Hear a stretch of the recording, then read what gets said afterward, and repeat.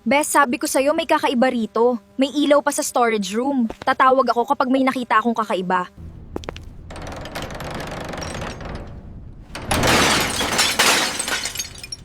May tao ba dyan?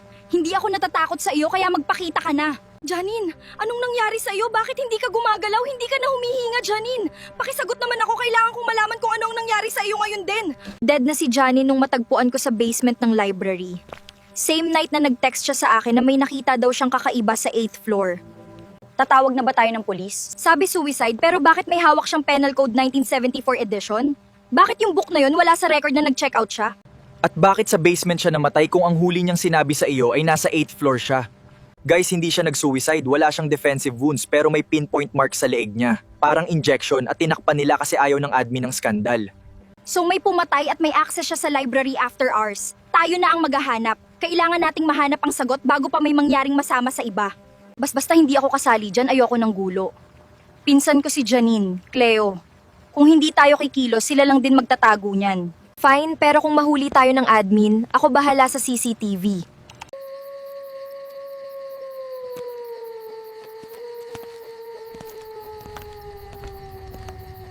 Ang creepy dito.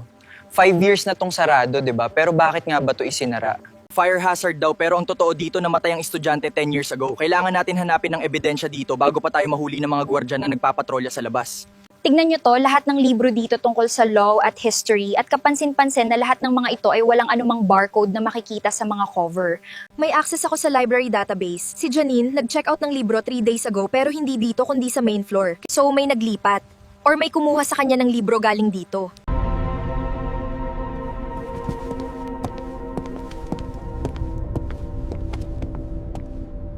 Sa kabilang aisle. Ang weird, bakit pinipilas nila ang libro?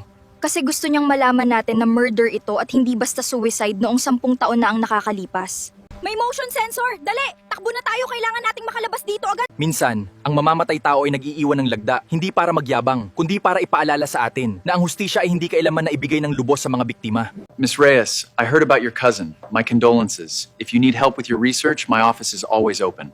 Thank you, Professor. Janine, anong nakita mo at ano ba talaga ang nangyari sa iyo? Lisa Velarde, plagiarism case 2016 dismissed. At nakasulat sa likod ay 8th floor, don't go alone. Anong ibig sabihin nun? Bakit kaya ito nakasulat dito sa libro? Umuwi ka na, delikado ka na mag-isa dito.